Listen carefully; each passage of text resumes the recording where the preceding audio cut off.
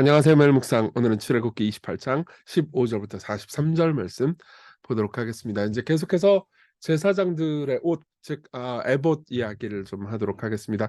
14절까지는 이제 에봇을 보았고요. 그러니까 제사장이 입는 옷이요. 그리고 이제 에봇 위에 흉패를 하나 붙이거든요. 사실 이 흉패 부분이 꽤 중요해요. 그래서 이제 지금은 판결 흉패, 그러니까 판결하는 흉패, 그러니까 결정하고 판결하는 흉패를 이제 보면서요. 그게 어떤 것인지 좀 살펴보겠습니다. 참고로 흉패는요. 요거예요, 요거. 요거 보이시나요? 이게 뭐 보석 같은 게 달달달달 달려 있는 거 있죠? 요겁니다. 요거 좀 볼게요. 자 보세요. "너는 판결 흉패를 애굽 짜는 방법으로 금실과 청색, 자색, 홍색 실과 가늘게 꼰 배실로 정교하게 짜서 만들되." 그러니까 네모난 겉에 껍데기예요. 그러고 나서 길이와 너비가 한 뼘씩 두 겹으로 네모 반듯하게 하고, 봐봐요. 네모 반듯하죠? 이 가운데 가슴에 있는 거죠. 예. 그것에 네 줄로 보석을 물리되 첫 줄은 홍보석, 황옥, 녹주옥이고 둘째 줄은 석류석, 남보석, 홍만호고 셋째 줄은 호박, 백만호, 자수정이고. 그러니까 이제 네 줄이에요. 네 줄인데 보석이 세 개씩 있죠. 그러니까 4, 3, 12 그쵸? 이렇게 돼 있는 거예요. 넷째 줄은 녹보석, 홍만호, 벽옥으로 다 금태에 물릴지니. 보세요. 여기 보면은 이제 금태에 이렇게 물리죠. 그러고 나서 세 개, 세 개, 세 개, 세 개 이렇게 네 개 이렇게 있죠. 예, 이렇게 있습니다. 이 보석들은 이스라엘 아들들의 이름대로 열둘이라. 그러니까 제사장의 마음 이제 가슴에 12 개의 보석이 딱 붙어 있는데 그 각 보석은 뭘 상징해요? 이스라엘 백성들 12 지파를 상징하는 거죠. 보석마다 12 지파에 한 이름씩 도장을 새기는 법으로 새기고 이름 다 새깁니다. 그리고 순금으로 노끈처럼 따은 사슬을 흉패 위에 붙이고 또 금고리 둘을 만들어 가지고 흉패 위 곧 흉패 두 끝에 두 고리를 달고 따은 두 금사슬로 흉패 두 끝 두 고리에 꿰어 맵니다. 이렇게 전부 다 꿰 가지고 여기 이렇게 여기 이 멜빵처럼 이렇게 했죠. 그래 가지고 탁 맵니다. 요게 바로 인제 이 가운데 있는 판결 흉패예요, 판결 흉패. 두 따은 사슬을 다른 두 끝을 에봇 앞 두 어깨바지에 금태에 매고 또 금고리 둘을 만들어 흉패 아래 양쪽과 안쪽 곧 에봇에 닿은 곳에 달고 또 금고리 둘을 만들어 에봇 앞 두 어깨바지 아래 매는 자리 가까운 쪽 곧 정교하게 짠 띠 위쪽에 달고 청색 끈으로 흉패고리와 에봇고리에 꿰어 흉패로 정교하게 짠 에봇띠 위에 붙여 떨어지지 않게 하라. 념을 삼을 것이라. 이렇게 얘기합니다. 요렇게 전체를 해 가지고 딱 붙인다는 거죠. 예. 아론이 성소에 들어갈 때는 이스라엘 아들들의 이름을 기록한 이 판결 흉패를 가슴에 붙여 여호와 앞에 영원한 기념을 삼을 것이니라. 그러니까 항상 제사장이 성소에 들어갈 때는 이 판결 흉패가 딱 있어야 되는 거예요. 그러면서 제사장은 어떤 마음으로 갈까요? 내가 이 하나님의 백성들 전체 12 지파의 하나님의 백성들을 품고 가슴에 품고 들어갑니다. 이런 겁니다. 이해되시죠? 그리고 이 판결 흉패 안에 보세요. 여기 이 안에 보이진 않아요. 보이진 않는데 우림과 둠밈이라는 걸 넣습니다. 30절 너는 우림과 둠밈을 판결 흉패 안에 넣어 아론이 여호와 앞에 들어갈 때에 그의 가슴에 붙이게 하라. 그러니까 이제 우림과 툼밈이라고 하는데 이제 히브리어로는 빛과 완전 이런 뜻이에요. 그래서 아론은 여호와 앞에 이스라엘 자손의 흉패를 항상 그의 가슴에 붙일지니라. 너는 에봇 받침 겉옷을 전부 청색으로 하되 두 어깨 사이에 머리 들어갈 구멍을 내고 그 주위에 갑옷 깃같이 깃을 짜서 찢어지지 않게 하고. 자, 이게 이제 상상도예요. 이거 상상도입니다. 그래서 이게 이제 툼밈이에요. 이게 툼밈이고 이게 우림. 뭐 약간 주사위 비스무리하게 생겼죠? 이렇게 생겼을 수도 있고 아닐 수도 있습니다. 근데 이제 이게 뭐냐면은 무슨 뜻 하나님의 뜻을 국가적으로 인제 어떤 문제인데 하나님의 뜻을 구할 때에 이제 쓰던 방식이 지금은 성경이 정경이 완성됐으니까 이런 것들을 쓰지는 않지만은 이제 아마 하나가 예스이고 하나가 노일 겁니다. 뭐가 예스고 뭐가 노인지는 몰라요. 그래서 제사장의 품 안에 있다가 이제 똑같이 생겼기 때문에 제사장이 뭐가 우림이고 뭐가 둠밈인지 몰라요. 근데 이제 하나님은 "어떤 걸 해야 됩니까?" 할 때 혹시 이런 걸 "전쟁을 가도 됩니까? 안 가도 됩니까?" 그런데 이제 딱 뭐가 나오면은 그게 예스다 그러면 "전쟁에 가라." 혹은 노다 그럼 "전쟁에 가지 말라." 그러면서 하나님의 뜻을 구하는 거죠. 이게 바로 우림과 둠밈입니다. 그 옷 가장자리로 돌아가면서 청색, 자색, 홍색 실로 성류를 수 놓고 금방울을 간격을 두어 달되 그 옷 가장자리로 돌아가며 한 금방울 한 성류, 한 금방울 한 성류가 있게 하라. 이건 뭐냐면은 요 밑이에요, 밑에. 밑에 이렇게 잘 보일지 모르겠는데 금성류, 금성류, 금성류. 이거 빨간색, 금색, 빨간색, 금색 이렇게 쭉 있어요. 얘가 이렇게 서로 부딪히면서 소리가 나게 돼 있습니다. 그래 가지고 뭐예요? 인제 볼게요. 아론이 입고 여호와를 섬기러 성소에 들어갈 때 성소에서 나올 때 그 소리가 들릴 것이라. 그렇지 않으면 그리하면 그가 죽지 아니하리라.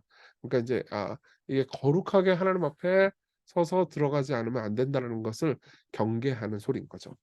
그리고 너는 순금으로 패를 만들어 도장을 새기는 법을 그 위에 새기되 여호와께 성결이라 하고 여기 이 위에요, 위에.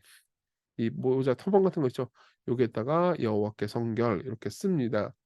그렇고 인제 그 패를 청색끈으로 관 위에 매되 곧 관 전면에 있게 하라. 이 패를 아론의 이마에 두어 그가 이스라엘 자손이 거룩하게 드리는 성물과 관련된 죄책을 담당하게 하라. 그 패가 아론의 이마에 늘 있으므로 그러니까 일종의 그 면류관 같은 거예요. 면류관 같은 거 탁 있어 가지고 성물을 여호와께서 받으시게 하라. 예. 그러니까 인제 이게 제사장이 가지고 있는 일종의 특권인 거죠. 이 패를 가지고 이 면류관을 들고 들어갈 때 하나님께서 성결하게 받아 주신다는 겁니다. 너는 가는 배실로 반포 속옷을 짜고 가는 배실로 관을 만들고 띠를 수놓아 만들지니라. 이 속옷 얘기입니다. 인제 이 여기 나오진 않는데 이 인제 제사장이 이렇게 있을 때 이 안에 하얀 거 보이세요? 요 속옷을 가리키는 겁니다. 속옷을 짜고 배실로 만들고 아론의 아들들을 위하여 속옷을 만들며 그들을 위하여 띠를 만들고 그들을 위해서 관을 만들어 영화롭고 아름답게 하되 너는 그것들로 내 형 아론과 그와 함께한 그의 아들들에게 입히고 그들에게 기름을 부어 위임하고 거룩하게 하여 그들이 제사장 직분을 내게 행하게 할지며 또 그들을 위하여 배로 속바지를 만들어 허리에서부터 두 널쩍다리까지 이르게 하여 하체를 가리게 하라. 그러니까 이제 밑에서 이게 성막의 특징 중에 하나가 계단이 없어요. 왜냐면 계단에 올라가 가지고 잘못해 가지고 인제 하체를 볼 수도 있잖아요. 그런 일은 없게 해야 된다는 거죠. 그 말은 바꿔서 얘기해 보자면 "벌거벗으면 여전히 부끄럽다." 이런 거예요. 예. 그러니까 여전히 이제 에덴 동산 이야기를 생각하게 만들죠. 에덴 동산에서 아담과 하와가 죄를 지었을 때 벌거벗어서 하나님 앞에 부끄러웠잖아요. 서로에게도 부끄럽고. 여러분 제가 엊그저께 성막 이야기를 하면서 문이 동쪽에 있다는 걸 강조한 적이 있거든요. 왜 문이 동쪽에 있다라는 게 중요하냐면은 에덴이 있을 때 이스라엘 백성 아니 이제 아담과 하와가 쫓겨났잖아요. 근데 에덴 동편으로 쫓겨납니다. 예. 근데 그 동편의 문을 통해서 성막으로 들어간다는 건 뭐예요? 쫓겨난 그 에덴의 에덴 즉 하나님의 임재로부터 쫓겨난 것을 인제 성막을 통해서 회복한다는 의미죠. 그렇죠. 근데 회복될 때 여전히 하체는 부끄러운 거예요. 여전히 벌거벗은 건 부끄러운 겁니다. 옷을 입어야 되는 거예요. 그래서 아론과 43절 그의 아들들이 회막에 들어갈 때나 제단에 가까이 하여 거룩한 곳을 섬길 때 그것들을 입어야 죄를 지으면 이제 죽지 아니하리니 그와 그의 후손이 영원히 지킬 규례니라. 그러니까 아직 완전히 회복된 건 아닌 거죠, 하나님의 임재가. 그러나 하나님의 임재가 어느 정도 회복됐기 때문에 하나님과 만날 수 있게 됐다. 이것을 가리키는 것이 이 제사장의 옷이 말해 주는 교훈들입니다. 자, 요거를 좀 정리해 봅시다. 정리를 해서 적용을 해 볼게요. 첫 번째, 신자가 살아가는 삶이 무엇인지를 좀 생각해 볼 수 있습니다. 아까도 제가 어제도 말씀드렸지만은 신자는 제사장들입니다. 예, 왕 같은 제사장이죠. 모든 신자는 왕 같은 제사장입니다. 그건 뭘 의미해요? 모든 신자는 하나님의 백성을 사랑하고 마음에 품어야 된다는 것을 의미하죠. 뭐예요? 12 보석들이 딱 이렇게 패 가운데 붙어 있죠. 그렇죠? 그건 뭘 의미해요? 하나님 내가 이 12 하나님의 백성들 전체를 마음에 품고 하나님 앞에 나왔습니다. 그러면서 성소로 들어가는 거예요. 에드워드 데닛이라는 학자는 이렇게 얘기합니다. 하나님께서 위대한 대제사장을 보실 때 하나님은 자신의 백성이 그의 마음 위에 그리고 그의 어깨 위에 있는 것을 보시며 그분의 눈이 완전한 기쁨으로 항상 머무는 분의 모든 아름다움으로 장식된 것을 보십니다. 무슨 말입니까? 이게 전부 다 12 개가 전부 다 뭐예요? 보석이죠. 그러니까 하나님께서 하나님의 백성들을 보석같이 품고 계신다는 거예요. 딱 이 제사장이 마음에 하나님의 백성들 12를 가슴에 두고 있을 때 하나님께서 보시기에도 '아 내 보석 같은 백성들이 대제사장의 마음 안에 있는 것을 내가 보는구나.' 이렇게 보는 거죠. 이거 예수님을 안 떠올리게 할 수가 없죠. 그쵸? 그리스도께서 우리를 우리의 대표가 되셔서 하나님의 백성 전체를 마음에 품고 이제 십자가로 가셨을 때 하나님께서는 십자가에 못 박혀 죽고 부활하시는 예수님을 보면서 우리를 보석같이 보십니다. 그게 이제 우리를 이 모든 걸 말해주는 거죠. 그리고 당연히 신자는 하나님의 뜻을 마음에 품고 있어야 합니다. 우림과 둠밈. 하나님이 무엇을 원하는지 무엇을 원하지 않는지를 마음에 늘 품고 있어야 됩니다. 그것은 우림과 둠밈을 지금 가지고 있어야 된다는 의미가 아니고 성경 말씀을 통해서 무엇이 하나님의 뜻인지 분별하고 하나님 뜻대로 살려고 노력해야 된다는 거죠. 그리고 신자는 거룩함을 마음에 품고 자신의 부끄러움을 가려야 합니다. 예, 여호와께 성결 그리고 속바지 다 기억나시나요? 이 모든 것들이 신자가 살아야 되는 삶을 보여주는 거죠. 자, 그리고 둘째로 이제 복음을 한번 생각합시다. 이게 몇 주 전에 제가 설교해서 기억나실지 모르겠는데요. 이렇게 완전한 대제사장도 사실은 더럽습니다. 스가랴 3장에 보면요. 이런 말씀이 있어요. 대제사장 여호수아는 여호와 앞에 천사 앞에 섰고 사탄은 그의 오른쪽에 서서 그를 대적하는 것을 여호와께서 내게 보이시니라. 근데 3절에 보면 여호수아가 더러운 옷을 입고 천사 앞에 서인지라. 무슨 말이죠? 여호수아는 1년 1차 대제사장이 되면요. 계속 일주일 동안 기도하면서 밤새 기도하고 목욕하고 밤새 기도하고 목욕하고 이래요. 그리고 백성들은 일주일 내내 여호수아를 위해서 기도하고 응원하죠. 대제사장을 위해서요. 근데 그 대제사장이 그토록 많은 정결 의식을 행하고 깨끗한 그리고 대제사장의 예복을 완벽하게 갖춰 입고 갔는데도 불구하고 뭐예요? 더러운 옷이라는 거죠. 그 모든 것이. 이 에봇이 사실은 더러운 옷이라는 거예요. 실제로 히브리어로 보잖아요. 그럼 뭐 배설물을 뒤집어 쓰고 있다고 말합니다. 왜요? 인간의 죄가 그토록 그러니까 이런 정결 의식으로 이런 에봇 같은 옷으로 깨끗해지는 게 아니라는 거죠. 그죠? 정결 의식을 가장 완벽하게 해도 우리는 하나님 앞에서 스스로 깨끗해질 수 없어요. 그래서 여호와께서 어떻게 합니까? 같이 선자에게 명령하사 그 더러운 옷을 벗기라 하시고 또 여호수아에게 이르시되 내가 내 죄악을 제거해 버렸으니 내게 아름다운 옷을 입히리라. 내가 말하되 정결한 관을 그의 머리에 씌우소서 하매 그 정결한 관을 그 머리에 씌우시고 오늘 옷을 입히고 여호와의 천사는 곁에 섰더라. 이거는 사실 장차 우리에게 해 주실 일을 예언한 내용입니다. 예. 그리스도께서 우리의 의의 옷이 되셔서 우리의 깨끗함, 정결함, 성결함이 되셨다라는 것을 말해주는 거죠. 그래서요, 레이먼드 딜라드라는 학자는 이렇게 얘기합니다. 여기서 잠시 우리의 진짜 대제사장이신 예수님에 대해서 함께 생각해 보세요. 그분은 즉 예수님은 제자들에게 자신이 곧 죽을 거라고 말씀하시며 제자들을 가르치시는 일주일을 보내셨습니다. 그리고 예수께서도 밤새 철회를 하셨습니다. 그렇죠. 대제사장은 1년 1차 대속죄날 들어가기 전에 일주일 동안 내내 철회를 했거든요. 그리고 계속 기도했어요. 하지만 함께 기도하고 밤새 위로해 줄 친구들이 함께 있었던 건 아니었습니다. 예. 그 대신 버림받고 배신당하고 매를 맞았던 밤이었습니다. 그날 예수 그리스도께서는 아주 특별한 옷이 있었습니다. 세마포가 아니고 주홍빛 조롱하는 옷이었죠. 이 에봇이 아니고 주홍빛 조롱하는 더러운 옷이었습니다. 예수님도 특별한 관을 쓰셨어요. 하지만 가시멜류관이었죠. 여호와는 성결 그런 멋있는 관이 아니고 가시멜류관이었습니다. 그리고 그는 의식 목욕을 했지만 그를 조롱하는 사람들의 침을 뱉은 사람들의 마른 땀과 함께 자신의 피로 몸이 굳어진 목욕이었습니다. 이렇게 얘기합니다. 무슨 말이죠? 그분은 더러운 옷을 입으시고 우리에게 깨끗한 옷을 주셨다는 거죠. 그분은 모욕당하시고 우리에게 영광을 주셨다는 겁니다. 자, 이걸 기억합시다. 이걸 기억하고 우리 기도해요.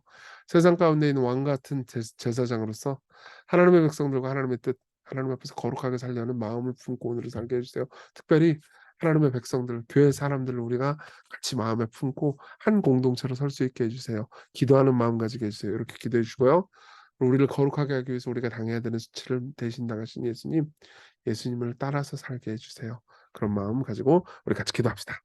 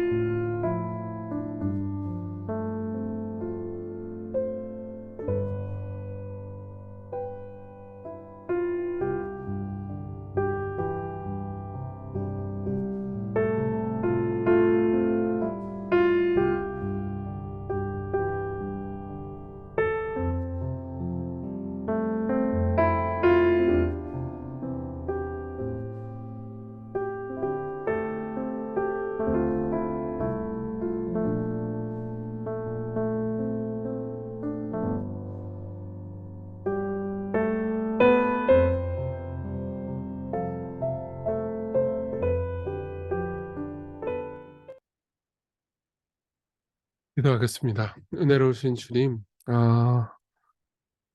제사장이 마음에 하나님의 백성을 품고 또 거룩한 삶을 살아가며 또 하나님의 뜻을 품었던 것처럼 우리도 그렇게 살아갈 수 있게 해주십시오.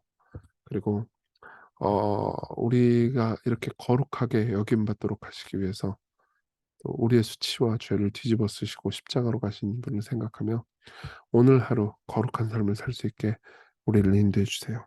예수님 이름으로 기도했습니다. 아멘. 네, 하나님의 은혜 안에서 오늘 기쁜 하루 되세요.